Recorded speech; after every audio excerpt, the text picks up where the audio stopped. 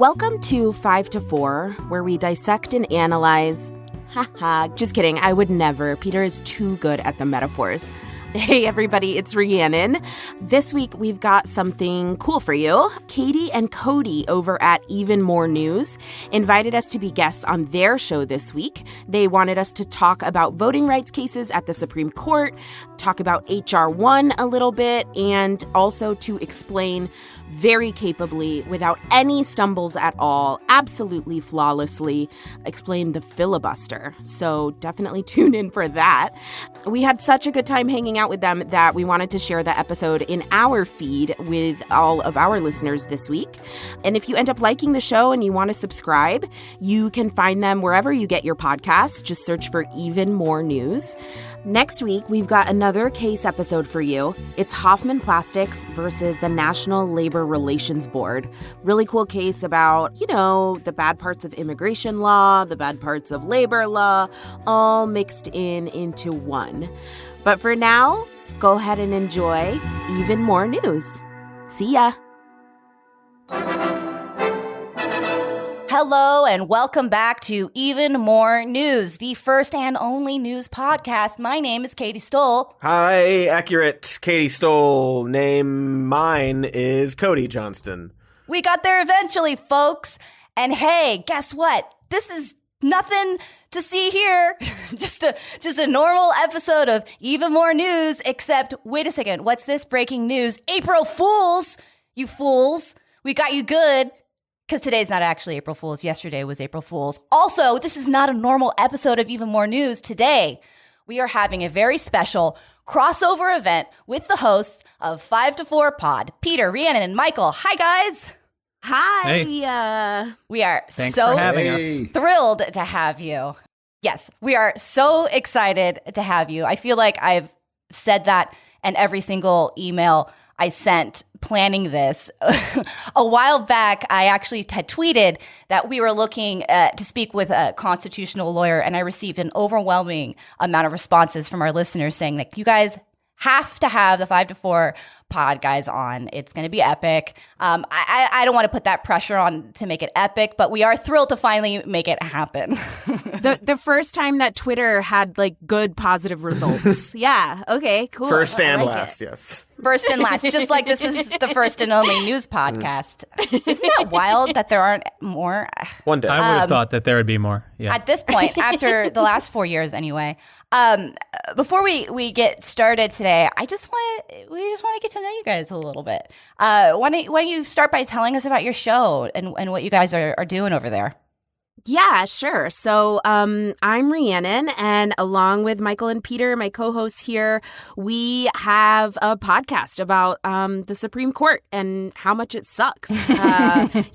Broadly, we kind of offer leftist critique of Supreme Court cases, especially in the modern, conservative era. Mm-hmm. We cover a different Supreme Court case every episode, and we basically just talk about how problematic it is and what a political circus the Supreme Court is, contrary to popular belief.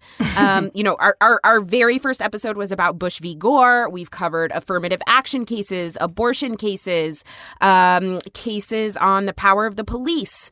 And actually, we just started a Patreon where listeners can sign up for premium episodes about specific justices like Antonin Scalia, or all the stupid ways law school teaches you the Constitution should be interpreted. And we've been having fun in Zoom chats and on Slack with patrons also. So it's a good time. We're really you're really selling, Ray. Thank you. I was sold already because I've listened and I love it. But what you've laid out is the exact demographic of our show. Amazing. I think that our listeners are gonna love it. How did you guys? What are your backgrounds? How did you guys start working together? Oh, we're all lawyers. Yeah, you are. We're all lawyers, and we're all lawyers online. That'll do it. It was the World Wide Web that brought us together. But I'm a public defender down in Texas, and Peter and Michael are, I don't know, a stupid kind of lawyer. What would that be? I consider myself a regular lawyer. That's when people ask what I do. Okay. Regular lawyer. When I think of a stupid lawyer, I kind of think of like a Giuliani or something. And so far, you guys are far more impressive. Right. I did some corporate work and also some political work. Worked for a PAC, founded a PAC. So, yeah, not that stupid a lawyer, Rhiannon. You had to go through quite a lot of school, whatever kind of lawyering you're doing. So that was stupid. I don't know. I will attest. That was a stupid decision. I think I'm smart enough to know that you're smarter than me, which is why I was smart enough to have you on here today to talk to us about voting rights, which is what we're about to get to. But you guys mentioned a Patreon. How long have you guys had that up? We want to definitely funnel people over there. Maybe I should save that for the end, but might as well mention it twice. Yeah, we've been doing it for like a month. Yeah. Is that right? Just like a little over a month? Not long. Welcome. Yeah. I've found it to be, I don't speak for Cody, a game changer, truly liberating. Cody and I are both very grateful to patreon.com. To build a community like that, and to just, it takes away needing to answer a higher up. You have a community of people supporting the thing that they believe in, and it's been a really beautiful experience for us. So I'm excited for you guys. Yeah. It's been fun. We're really pumped too. It's very like, I feel like instead of having to answer to higher corporate powers, instead we are subject to the whims of our disgusting listeners who we despise. It's a different kind of resentment. Yeah. Yeah. I feel like we should get started because we've got a lot to go through. I already mentioned that today we are going to be talking about voting rights. Recently, this has been in the news. I mean, it's been in the news a lot, but especially this month, because earlier in March, the House passed H.R. 1. We're going to talk about H.R. 1 in depth later on, but for right now, I'll just say that it is an overhaul of federal voting regulations if it passes the Senate, which probably won't happen if we, at the very least, don't amend the filibuster. But if it did, it would make many changes to voting rights, campaign finance, ethics regulations. And while this is long overdue, it's even more urgent as we are seeing Republican legislators planning to pass all sorts of state-level laws targeting voting rights. And sure enough, last week, we just saw that Georgia passed several restricted changes to their voting laws that blatantly and disproportionately affect communities of color, with restrictions like requiring ID for mail-in voting, making it illegal to pass out food or water in voting lines, lines that you can recall from your recent memory can be long and hot. I believe they are also reducing the number of early voting drop boxes and moving them inside, limiting the hours that voting would be available. This is widely been declared a Jim Crow 2.0. And the optics certainly weren't to help when the law was signed in front of a plantation painting, or the fact that Democratic State Rep Park Cannon, who is a Black woman, was arrested as she knocked on the door to the news conference and was dragged through the Capitol in handcuffs. 3 different groups immediately filed lawsuits. And I say all of this to kind of set the stage for our conversation today. And I guess I'm going to kind of let you guys take this from here, because like I mentioned, you're always smarter than me. Or Cody. Sorry, Cody. We're going to do our best. We're just going to try to listen and ask intelligent questions as best as we can. Intelligent questions. And if we mess up, it's fine because it'll get edited out anyway. That's right. Perfect. But yeah. Yeah, I mean, the Georgia bill is particularly egregious. The food and water thing, when I first heard it, I sort of was like, well, maybe they're getting at something. Like, I don't really. Maybe this is being misconstrued a little bit. And then I looked into it and was like, nope. No, it's that's it. You just no little water bottles in line. 1 out of every 3 voting machines is going to be booby trapped, I think. It's part of it. You know, I always sneak in extra ballots through water bottles, so maybe this was smart. You know. Yeah, I think the idea is that, like, if I'm going in and I'm going to vote for Trump, and then someone hands me a bottle of water and they're wearing a Biden shirt, I'm like, you know, maybe I'm going about this all wrong. I was going to vote for Trump, but this Biden guy, Gave me one bottle of water. Yeah. I think that like the place to start with voting rights is in the Constitution. And when you sort of take a step back and conceptualize this as like the arc of history, the original constitutional structure essentially provides no right to vote and was designed to kind of construct an oligarchy, right? Almost explicitly. So all the original Constitution says about voting is that voting requirements for congressional elections are determined by the states, and for presidential elections, each state appoints its own electors who vote for the president. And obviously now those electors are pretty much symbolic, but that's not how they were intended. They were intended to be our oligarchic rulers. The guy with the tallest top hat in the room is your elector. And so no real right to vote in the Constitution as it's originally written. That sort of changes after the Civil War when the Reconstruction Amendments are passed. And they don't create a right to vote, but they sort of refer to rights to vote in the 14th and 15th Amendments, mostly with the intent of protecting the black vote, the freed slave vote after the war. And just sort of despite that, for the next nearly a century, you still see tons of what we would now view as voter suppressive tactics, poll taxes, literacy tests, all sorts of obstruction. And things only really start to shift in the 50s and 60s. The 24th Amendment passes in 1964, and that bans literacy tests. In 65, the Voting Rights Act is passed. And at the same time, the Supreme Court under Earl Warren, the famous liberal Chief Justice, is handing down these seminal decisions that are protecting voting rights, using those Reconstruction amendments as like his basis, and creating a principle of one man, one vote. So in 1966, the court strikes down pretty explicitly racist redistricting practices. They strike down poll taxes the same year. And so, that combined with the Voting Rights Act, and there's sort of this new normal where the individual right to vote is relatively strong. And it sort of stays that way. Conservatives take over the court later in the 20th century, and the right to vote gets a little bit weaker. But I think the turning point is sort of Bush v. Gore, which was sort of this revelatory moment for conservatives who were like, oh, we can do anything. If you get away with stealing an election while everyone's looking, then the sort of limits of what you can use the courts for are boundless.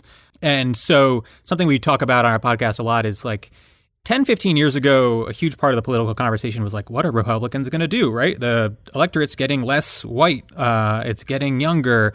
The demographics are shifting, and they're going to need to start changing their politics. And instead, they were just like, maybe not everybody votes, right? And, or instead of that, it sounds hard. It sounds like a lot of hard work. Instead of,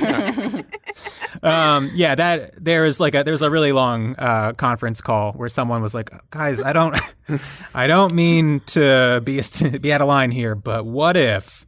And that guy's Mitch McConnell, that's really the lesson. With that sort of political strategy came a legal strategy. And so modern conservative legal scholars have latched on to the idea that is enshrined in the Constitution that states control their own elections, right? States can control their own elections to some degree.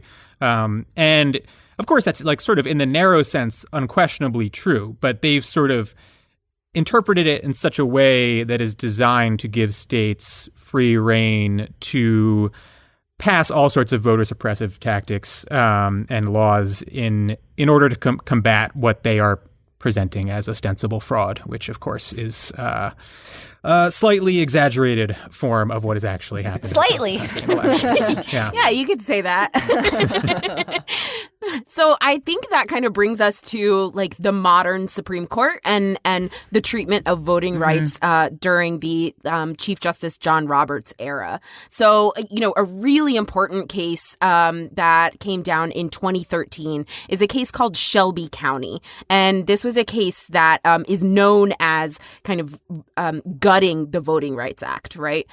So this is a majority opinion written by Chief Justice John Roberts. And just a note that, when before John Roberts was Chief Justice John Roberts, when he was a younger lawyer working in the 80s during the Reagan administration, he was writing tons of memos about how the Voting Rights Act is unconstitutional and shouldn't be expanded. And so, all of this sort of the conservative legal movement that has grown around sort of suppressing the vote and trying to pick away at the Voting Rights Act, that has really just continued with John Roberts now in the position of Chief Justice on the Supreme Court. So talking about Shelby County, like I said, is a 2013 case out of Alabama, and it concerns the Voting Rights Act. Under the Voting Rights Act that Peter mentioned, it prohibited racial discrimination in voting sort of broadly, but there are some really complicated provisions in there for, trying to make that a reality in the United States. So in Shelby County, though, the Supreme Court held that the formula that's set out in the Voting Rights Act, this formula that sets out which jurisdictions get federal oversight over changing their voting laws because those jurisdictions had been racist in creating voting laws in the past, the Shelby County decision holds that formula is unconstitutional. So, broadly speaking, this is completely gutting the Voting Rights Act because the law really only means something. It only has accountability measures for these places that have a history of racist voting restrictions if that formula is in place for determining which places are historically racist, right? Chief Justice John Roberts, writing for the majority, he justifies that holding in two really dumb ways. First, he's got this long tangent about state sovereignty. Like Peter said earlier, they're always balancing this individual right to vote versus a state's right to carry out elections and voting the way the state deems it wants to do so.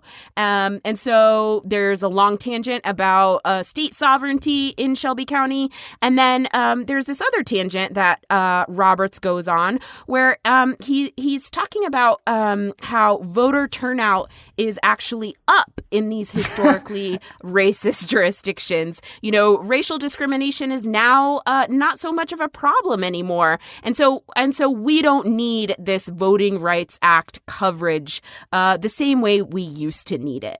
And of course, he leaves completely unsaid that the entire reason voter turnout is up and discrimination in voting is lower is because of the Voting Rights Act, right? I just don't understand how you get away with that.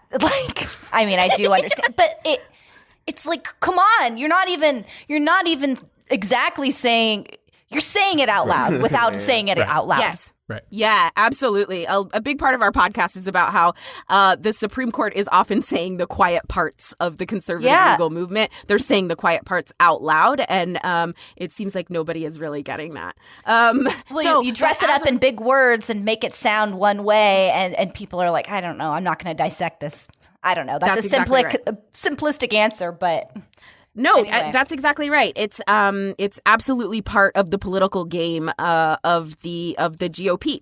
So, as a direct result of the Shelby County decision, the consequences are sort of they're nearly immediate. You get relentless systemic voter disenfranchisement and suppression. Within 24 hours of the ruling, which was, again, back in 2013, Texas said that it was going to be enforcing its voter ID law without getting pre-clearance from the federal government, for example.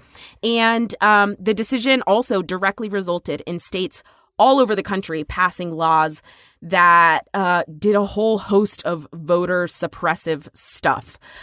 Stuff like removing online voting registration and early voting, implementing voter ID laws, purging voters off of the registration rolls, closing polling locations, on and on and on.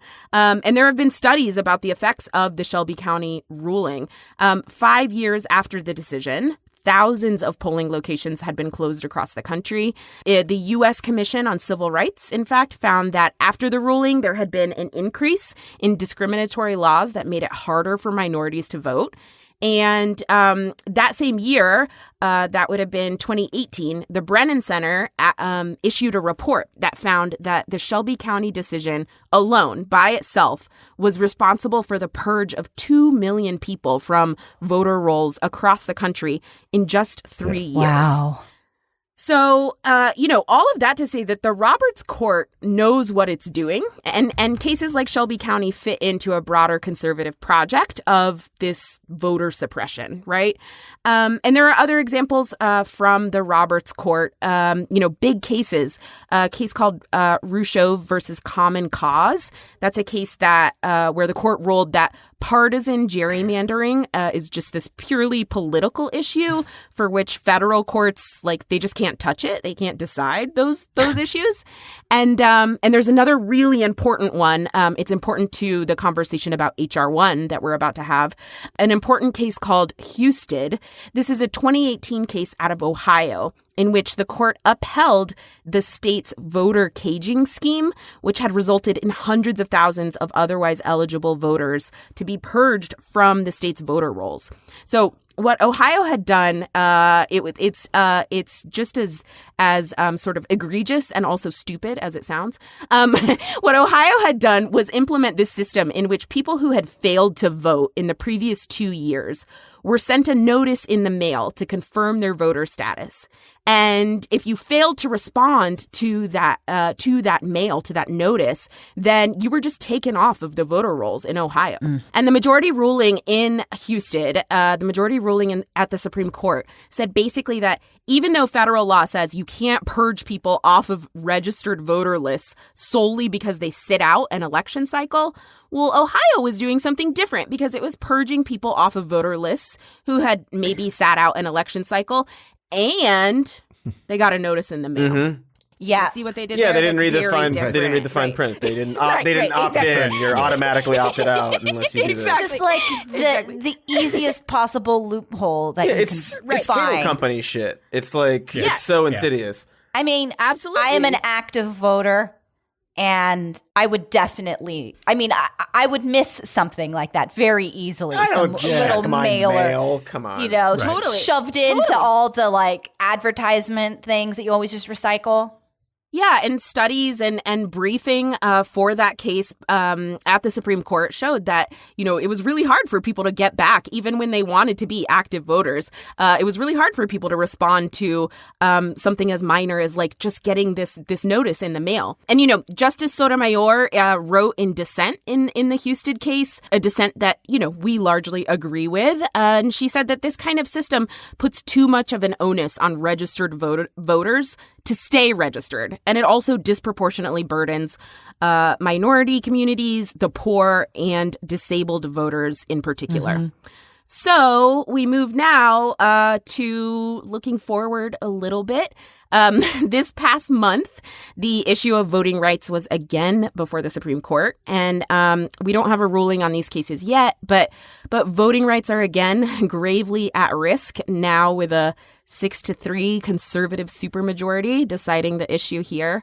And so there were two cases actually that were argued earlier in March. The first is Brnovich versus DNC, the Democratic National Committee, and the other one is a case called Arizona Republican Party versus DNC. Both of these cases, by the way, Rhea, sorry to interrupt, but a cool tip if you're not a lawyer is if you ever see a political party on one side of the V in a Supreme Court case, terrible news. Bad things coming. Thank you. That is helpful. I'm not familiar with all this. Also, weirdly, specifically the Arizona GOP. They make a lot of appearances. Right. Yeah, exactly. In Arizona voting in general. These folks are litigious. Both of these cases are out of Arizona, and they're both challenges to two Arizona laws that make it more difficult to vote. So the first is a law that requires voting officials in Arizona to discard ballots cast in the wrong precinct in their entirety. So instead of like simply not counting votes for local candidates who the voter should not have been able to vote for, and, like perhaps counting the votes for, say, like statewide offices or statewide elections, this law requires that voting officials cast out the entire ballot if it's incorrectly cast in the wrong precinct. The second is a law that prohibits many forms of what's called ballot collection, where a voter might fill out their absentee ballot completely legally and completely in good faith. They would fill out their absentee ballot and then say, give it to someone else, and that person delivers the ballot to the election office. This law prohibits many forms of that kind of ballot collection, which, if you're paying attention, makes it harder to submit your ballot, right? Yeah, this is what we hear of as ballot harvesting a lot. That's right. And people inflame that and try to make it sound like something it isn't. Exactly. Right. And the risk here with the decision on these cases at the Supreme Court, which we don't know which way it's going to come down, but based on these past cases that I've talked about in the Roberts Court on voting rights issues, it's pretty scary. The risk isn't necessarily just that these laws in Arizona would be upheld and it makes it harder for people to vote there, but also that the court issues a ruling that sort of further weakens the Voting Rights Act, just like they did in Shelby County. So if the court rules on these cases that there are limits to certain provisions of the Voting Rights Act, it would basically give state officials really sweeping, broad authority to enact racist election laws. Yeah. Oof. This is a lot. Good stuff. Yeah. Yeah. So where we stand now, clear-eyed, full hearts, could very, very easily lose. Yeah, right. So we're Voting Rights Act already has been gutted effectively in the places that it is needed, and these upcoming cases would be like the nails in the coffin. Right. It sort of just further threatens they very much could be nationwide. But, there is some hope. Here we go. Yes. Yeah. I love a hopeful. And this show's called Even More News. We should actually talk about some news, right? I would love so that. We should talk about H.R. 1, the We the People Act, which one thing that is nice is that back at the top of the episode, Peter mentioned that a lot of times voting rights is this sort of balance between the individual voter against the state's individual state's ability to, manage its own elections. But the Constitution actually gives federal Congress the power to override the states. And it says Congress may at any time by law make or alter the regulations because it has to be able to govern its own elections. In federal elections. And so that gives Congress a lot of power to legislate here, in addition to the Reconstruction amendments, like the 14th and 15th Amendment, which not only refer to a right to vote, but give Congress the power to legislate to enforce it. So, and the Democrats have seized that sort of moment here with the We the People Act, and it is a big, comprehensive and very strong bill. It covers voting stuff. It covers campaign finance stuff. It covers ethics rules. It's way too much to go into in detail. Yeah, it's a lot. Yeah, it's like 800 pages. I read every one. Right? You did not. I'm going to say I did. Nobody can prove otherwise. Wow. I believe that you did. A lot of it. But I do want to talk about real quick. I feel like so many lawmakers do not read all the text, right? That has to be true. No. People they don't read read their it. aides to it, and it's usually only like a not. few key lawmakers on like important committees and stuff, and then they sort of distribute literature or breaking it down. Gotta say, makes me nervous. Anyway, Don't love it. Yeah. No, how many people do not read the laws they're passing? What were you going to say? No. Fun fact: Michael is the only person in America who actually reads the legislative text of all of these bills. That's a big responsibility for you, Michael. So I do want to talk. The voting stuff is fantastic. It's really, really great. Yeah. The voter registration stuff is super comprehensive. It includes automatic voter registration, which means anytime you give your information to a state government, you'd be registered to vote. And you'd have to affirmatively opt out of that. So you get your driver's license.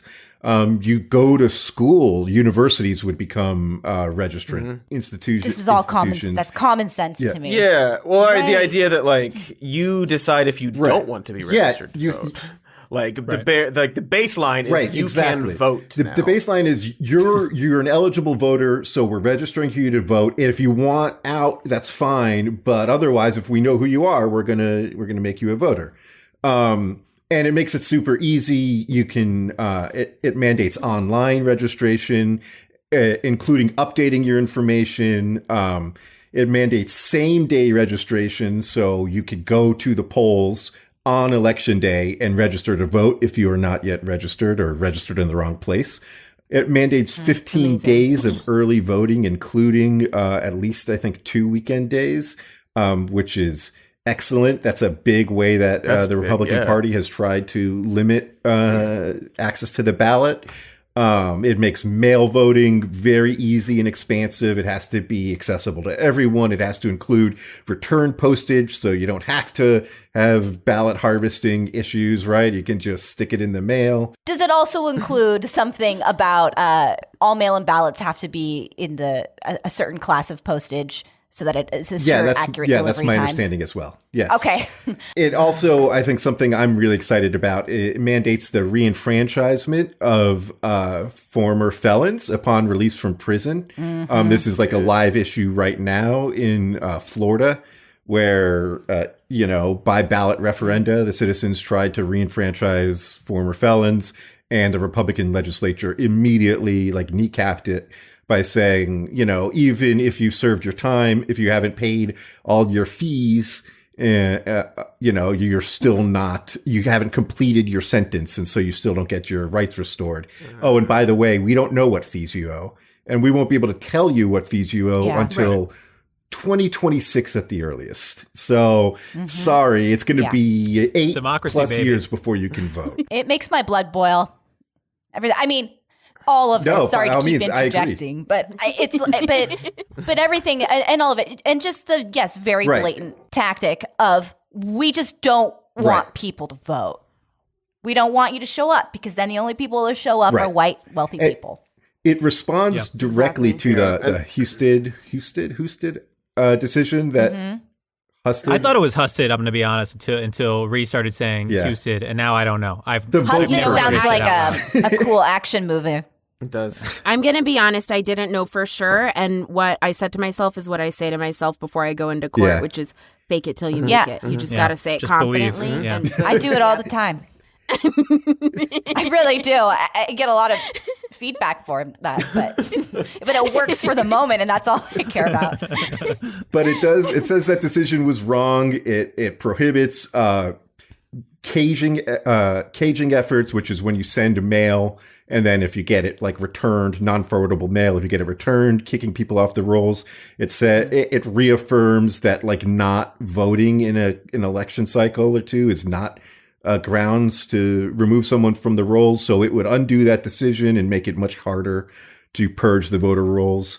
It cracks down on a really loathsome practice called prison gerrymandering. Prisons are used to boost the populations of conservative rural areas with non-voters, right? It's pulling minorities out of urban areas and putting them into rural areas and increasing the power of conservative areas without changing the actual demographic makeup of the voting population. It's pretty gross. Right.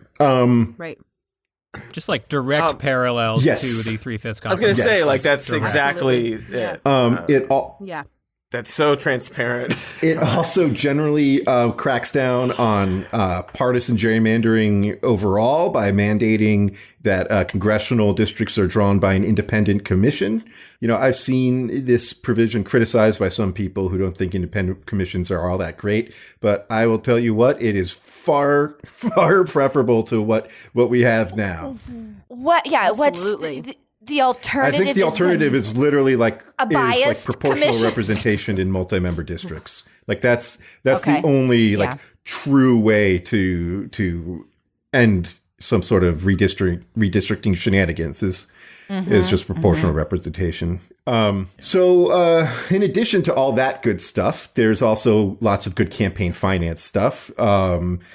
Dark money disclosure requirements, especially, and cracking down on all the ways that disclosure requirements are already, sort of evaded. And the Senate bill has a nice federal matching funds for small donor fueled Senate campaigns.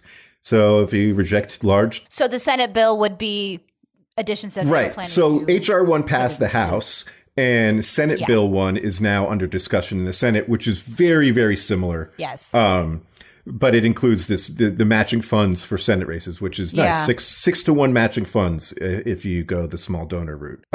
There's other stuff in there about like legislative findings in case they want, in order to pass a new Voting Rights Act, the John Lewis Voting Rights Act, which is a separate bill that's working its way through Congress, legislative findings in support of making DC a state, which is itself another bill. I think it's HR 51 that's making its way through Congress. So yeah, there's a lot of stuff in here. That, of course, it's a great bill. Rules. That's the conclusion. Yeah, and it's kind of thrilling to see a bill that I do. Yeah, it's like ambitious. So much, without as many things where you're like, oh, I wish this, I wish that. Like, this is good. This is a good. Kind of nailing it here. Yeah. And for years, just knowing as it builds and builds and builds, it's like you have to chip away at so many things. Right. So, and one thing I wanted to mention also is that it prohibits voter ID laws, which is very nice as well. So you could same day register just with an affidavit and a signature. So really, really nice. Yeah. One thing that I saw that I thought was cool, and I don't have it in front of me because that would be too smart. But some sort of a change to the spending rules, so that you could use campaign funds for, let's say, like childcare for a candidate's personal expenses, which opens the door for more people to run for office. It makes it more accessible, which is, to me, feels like that alone is huge. Absolutely. And exactly what and there's a lot of accessibility stuff as well for both for making it easier to run for office and also to make it easier to vote. Even stuff about maybe having they want to do a study on being able to vote from your home if you have a significant disability. How would that I think it would be people would go to their house. I think it's literally. Oh, amazing! Yeah, or the right color smoke out your chimney, like the Pope. I think you'd make a request online, and then somebody would go to your home and yeah. Have we looked into carrier pigeons, because that seems really nonpartisan? Yeah, we'll get the joy on that. So I think what's exciting about this bill too is that it's not it's not coming from the left fringe of the party. It passed the House already with the entire party behind it. It has 49 co-sponsors in the Senate. The entire caucus is sponsoring it. Wow. Except for Joe Manchin of West Virginia. But there it is. There's our guy. Before we yell at him, I want the president of the United States. Exactly. I want to say Manchin co-sponsored a basically identical bill in the last Congress. He's not against, I don't think, any of the provisions in this bill. He just loves the drama. He just wants to keep that position. He lives for the drama. That's right. So he released, which makes me like him much less. I didn't like him at all anyway. He released a statement saying that he thought something like this should be bipartisan. And he outlined what he thought were provisions within the bill that he thinks could garner bipartisan support. And those included 15 days of early voting. It included some Native American voting rights stuff that's in the bill that's also good. And it included the campaign finance stuff, especially the disclosure that would hit, wealthy donors. That stuff's all very popular.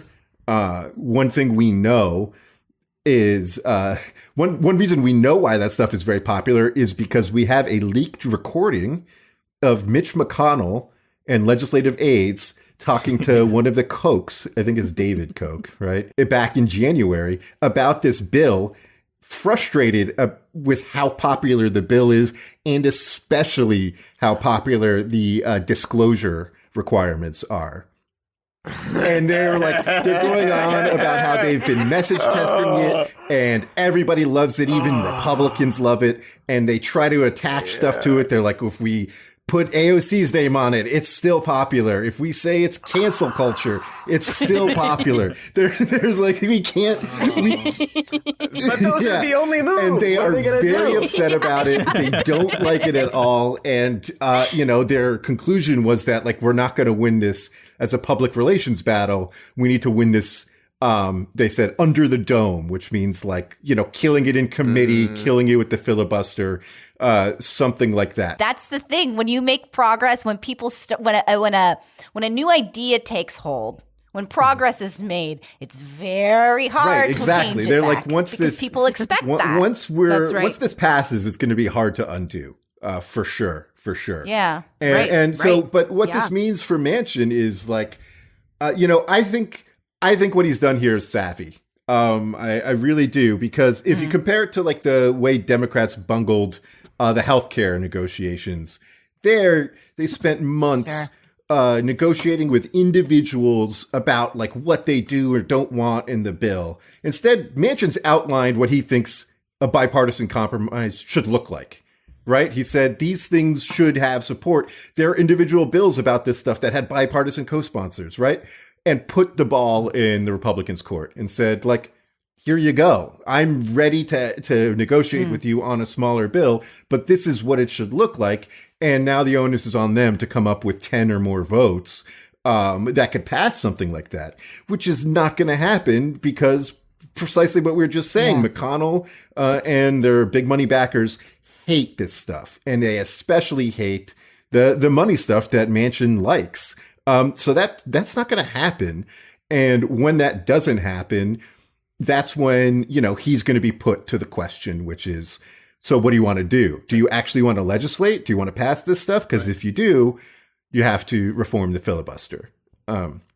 And he's made good noise on that, I think, about not eliminating it, but putting in a talking filibuster, things like that. Let's break that down, what that means, because just for people, what a change like that would look like if not eliminating the filibuster altogether. Before Michael starts, because he definitely knows. I just want to say, Katy, that while we were prepping for this, I not so jokingly, half jokingly, was like, Peter, Michael, can you guys explain to me what the filibuster is? Yeah.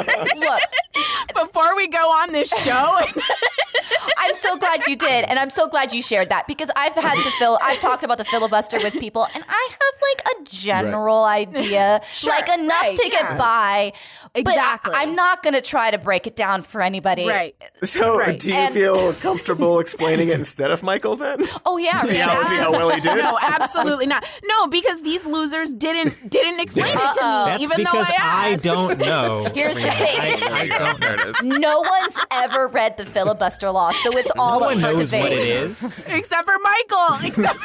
What Katy left out of the story of when all of the people on Twitter told you to do a crossover with us is that it was originally for the impeachment. Yeah, and it then was. you did reach out, and we were like, we have no idea what's going on in the impeachment. We cannot talk about that. that was true. It's true. And we got a great guest. But so Michael, all eyes on you. So the thing is, the way the filibuster works right now is you don't really have to do anything to kill a bill. You can basically call a vote, and as long as you can muster 41 votes against moving forward with debate, the bill is dead. What a talking filibuster does is makes you actually hold the floor if you want to delay a vote, right? And actually debate, right? The idea is like, if you really feel strongly about something, go up there and argue against it, and you'll have the floor as long as you want it. And if your will is strong enough, maybe you'll outlast the sponsors of the bill. Maybe they'll say, you know what, I don't. Or if your points are good enough, right? If you do a full Mr. Smith goes to Washington, you convince then everyone people, will agree with if you're sweating enough, you convince people with like your arguments or your conviction or whatever, right? In reality. Or green eggs and ham, whichever one. Yeah. Or green eggs and ham. In reality, that almost never works, and it just delays things, right? Well, and what it can do is make you look dumb, I think. You're getting up there, and you're like, you're really killing time, and you're not giving any more compelling points. So. And the incentives for Republicans are entirely different, right? Like, it's easy to be one out of 45 Republicans who are voting no on cloture, which is what it's called when you try to like break a filibuster. That's like sort of an anonymous thing, right? That you don't have to do anything for. It's quite another thing to be the guy who's sitting up there reading Green Eggs and Ham for 7 hours straight because he doesn't like this bill that, you know, Republicans themselves have conceded is wildly popular. Right? Like, nobody wants to be that guy, the one who's on the news. Yeah. So it makes it a lot harder individually and as a caucus for them to do any sort of obstruction. They could delay a little bit, you know, but if it becomes a talking filibuster, then this law will be passed. And I think it'll be passed in basically the shape it is now. So that's exciting. Right. And if they do read Dr. Seuss, it won't be Green Eggs and Ham. It'll be the old racist ones. Well, absolutely be. You know that they will. You know that they will. Absolutely. They're salivating. Yeah, it's good. I think it's good. The stuff he's talked about, and one of the reforms he's shown like an openness to is even better, which is like you have to hold 41 votes all the time. So it's not just that one or two people can be in there filibustering. You have to keep your caucus in there. So like the entire Republican Party essentially would need to be in the Senate continuously for 10, 12, 24, 48 hours. It's not doing that. But they hate being in session. Nothing senators hate more than being in chambers doing their job. So that is And look, I get it, but we also hate them. And, I mean, same, but I didn't ask for the job, so that's right. Yeah. Do you think? I mean, you sound hopeful about it. About that, do you think that we would get to that point? Do you think Manchin? I do. I'm cautiously optimistic about it.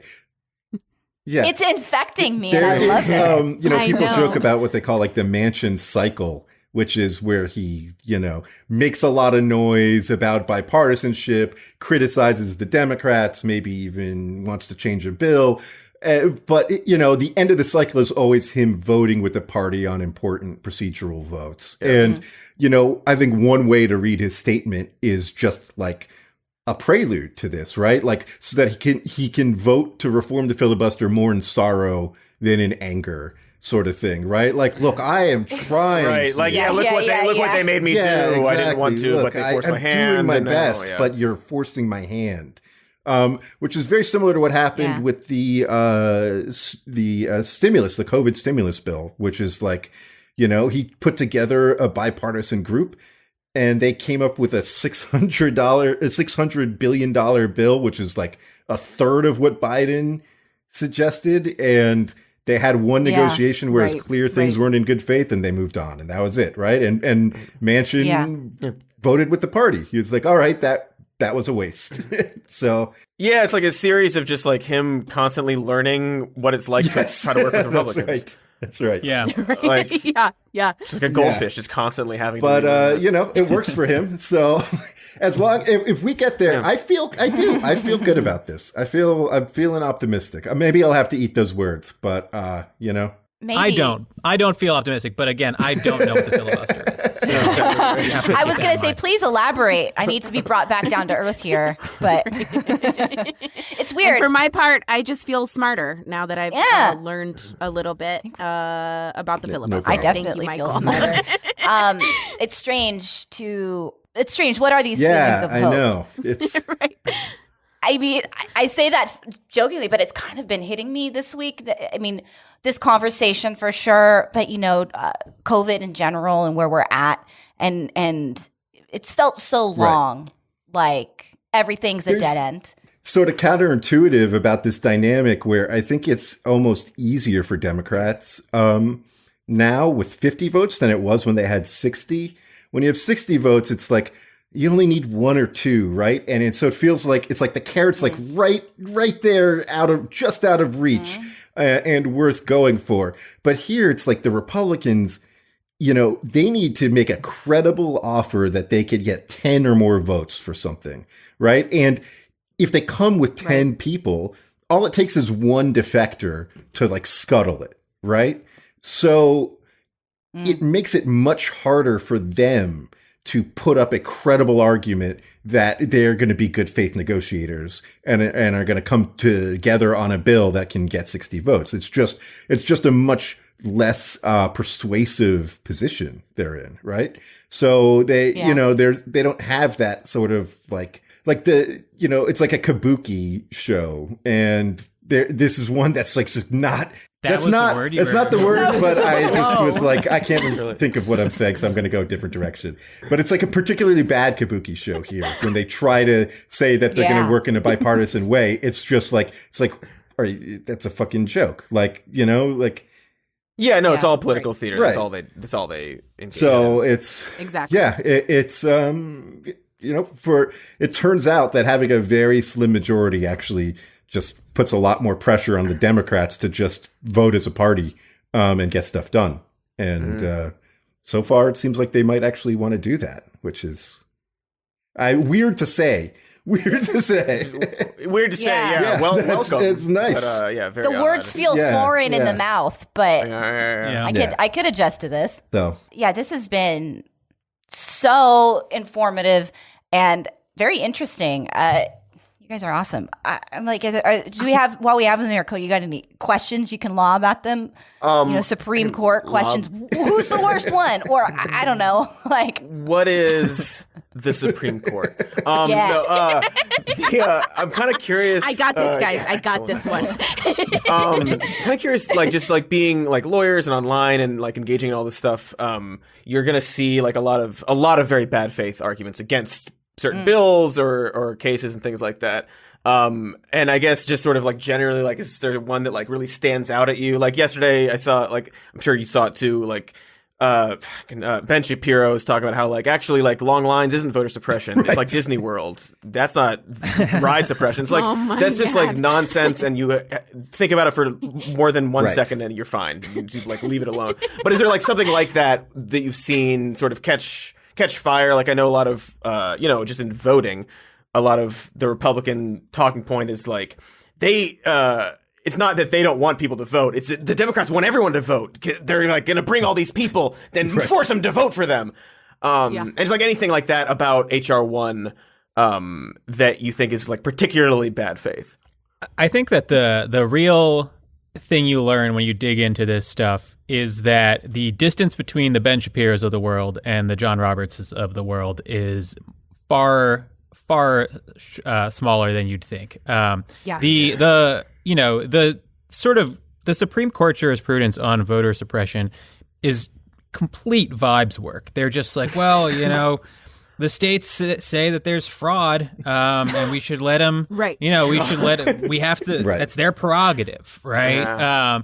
And any peeling back that curtain, and you're just immediately like, well, but there's not, right? Like, there's tons of objective reality that sort of puts the lie to this, and you'll never get past that. I mean, when it comes to stuff like voter suppression, where one side has an incredibly obvious interest in suppressing the vote, and everyone knows what they're doing, and everyone knows that the voter fraud thing is bullshit, right? Like, no one actually, especially among like the justices of the Supreme Court, no one actually believes that there's significant voter fraud, right? And I think the one thing that I've learned from doing the podcast and reading more Supreme Court cases than I have since I was in law school is that they don't have like extra good reasoning, you know? They're not like about to blow your mind with their legal reasoning. It's just sort of like a slightly more advanced Ben Shapiro, and maybe not even that much more advanced. He went to Harvard Law. Right. It's the same basic mind at work there. Yeah, absolutely. Like, what's the difference between Ben Shapiro saying long lines at the voter polls are like, or at voting places is the same as long lines as at Disneyland? What is the difference between that and John Roberts saying in Shelby County, right, that racism isn't really a problem anymore in voting, right? Like that, there isn't a lot of distance between those things, and so who thinks that long lines are like not a problem at Disneyland? Like, it's a huge problem. You can pay to skip the line, and they have a specific thing so that you can skip the line because nobody likes long lines. You can pay $300 and go. I don't know if you've ever been. Also, that's a line for fun. Look, I've been many times because I grew up in Florida, and every time there were rides, you'd be like, I want to go on that, and then you look at the line and be like, nope. It's a deterrent. Although I will say that I feel like Ben Shapiro would actually support a law that says that you can pay an extra $300 to skip the voting line, right? Well, like he would definitely support something like that. I mean, 100%. Absolutely. Also, if you're going to make that comparison, keep the polls open till 10, like Disneyland, where people get to come later in the day. Exactly. Gosh. Yes. And imagine how bad it would be for Ben Shapiro if you waited for hours to vote, you got to the front and there was a sign that said you must be this tall. I'm so glad you did that. I was really hoping that's where you were going. Look, it didn't quite fit, but I had to get it. Oh, it did. It was really good. Guys, this has been really, really fun, and I definitely would love to have you back. I feel like I'm on a first date, and I'm like, if that's cool with you. Did it work? Yeah. If you ever Did want you like to. me? I really liked you. I felt like there was a vibe, but no pressure. Absolutely. But yeah, we would really love that. Can you just quickly share where people can find you online, share your Patreon, all that stuff, and we'll link it as well. Yeah, we're on Twitter at 54pod, all spelled out 54pod, and same place on Patreon, patreon.com/54pod. Yeah. That's awesome. Thank you so much. Thank you, guys. 5 to 4 is presented by Prologue Projects. Our artwork is by Teddy Blanks at Chips NY, and our theme song is by Spatial Relations.